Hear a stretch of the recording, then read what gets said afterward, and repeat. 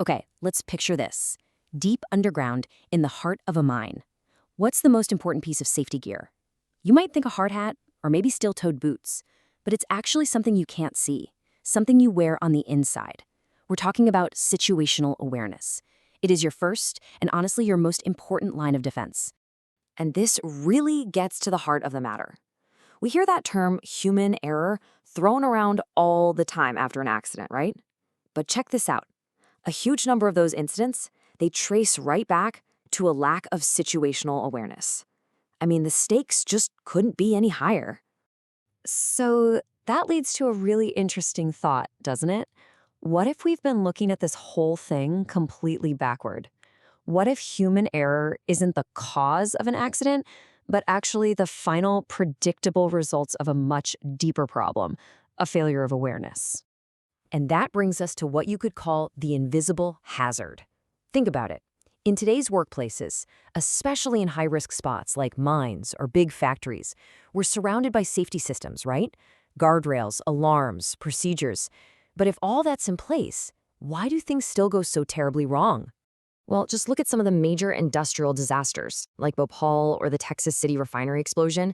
I mean, these places had rulebooks thicker than a dictionary. They had alarms, they had procedures, but when investigators dug in, they all found the same critical gap. And it wasn't in the equipment, it was in the mind. The physical safety nets were all there, but the mental awareness to use them correctly, that was the missing piece. That's the cognitive gap we're talking about. Okay, so if the problem is this cognitive gap, then what's the fix? Well, this is where we need to really understand the concept of situational awareness, or SA as it's often called. So let's get into the nitty-gritty. This is the classic definition from Dr. Micah Ensley, who really pioneered this field. It's basically a three-step process. First, perceiving what's actually around you. Then comprehending what it all means. And finally, and this is the real game changer, projecting what's probably going to happen next. It's all about seeing, understanding, and then thinking one step ahead. You know, here's a really powerful way to think about it.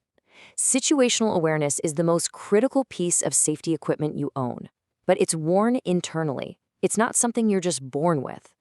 It's a tool that has to be constantly sharpened through practice and experience.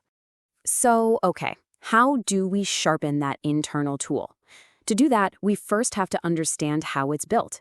And the best way to do that is to break SA down into three simple, distinct levels. And this brings us back to Dr. Ensley's three-level model. It is so powerful because it takes this kind of fuzzy idea of awareness and turns it into a clear, step-by-step process that we can actually work on and improve. Okay, level 1, perception. This is the absolute foundation. It's all about just gathering the raw data with your senses. You know, hearing a machine's pitch suddenly change, seeing a frayed cable, or even smelling something that's just off. The point is, if you don't even perceive the clue in the first place, you've got zero chance of solving the puzzle. Then you move to level 2, comprehension. This is where you take all those individual puzzle pieces from level 1 and you start to see how they fit together. You start asking, so what? What does this actually mean? That weird sound plus that warning light on the panel. Oh, that means the pressure is building up. See? This is where raw data turns into useful information. And that brings us to the highest level, the master level, projection. This is where you look at the picture you've just built in your mind and you predict what's going to happen next. Okay, if that pressure keeps climbing, that valve is going to fail. And soon. This is the level where you shift from just reacting to problems to actively preventing them. It's proactive safety at its best. So let's bring this down to earth. How does this actually look in a place like a mine? Well, a study of mining safety leaders found that the really effective ones do this almost instinctively. They perceive these subtle little cues in their crew's behavior. Maybe someone looks tired or rushed. Then they comprehend how things like production pressure and fatigue are mixing together to create a ton of risk. And finally, they project how all those factors could lead to a serious incident. And they step in before it happens. All right, so now that we've got a handle on what situational awareness is, we need to talk about its enemies. What destroys it? Because there are some really common, really powerful things that are always trying to pull our awareness away. And this quote right here, it just nails the biggest, most dangerous enemy of them all, complacency. It's that quiet little voice in the back of your head that says, I've done this 1,000 times, nothing's ever gone wrong. And that is so dangerous. That's when routine starts to feel like a safety guarantee and our brain just switches over to autopilot.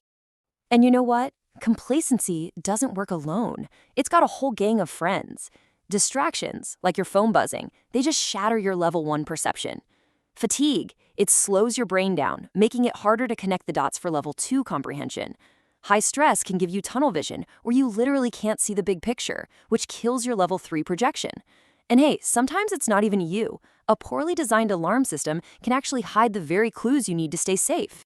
Okay, so we get it. We know what SA is. We know what kills it. So the million-dollar question is, how do we actually build it? How do we make this a real everyday habit and not just some abstract idea? Well, there's a really simple, repeatable technique that can help hardwire this into your routine. It's called SLAM, and the core idea behind it is so important. Engage your mind before your hands. It's all about forcing yourself to take a mental pause before you jump into any physical task. So the S stands for stop, and this is your direct weapon against that autopilot mode. Before you pick up that tool, before you flip that switch, you just stop.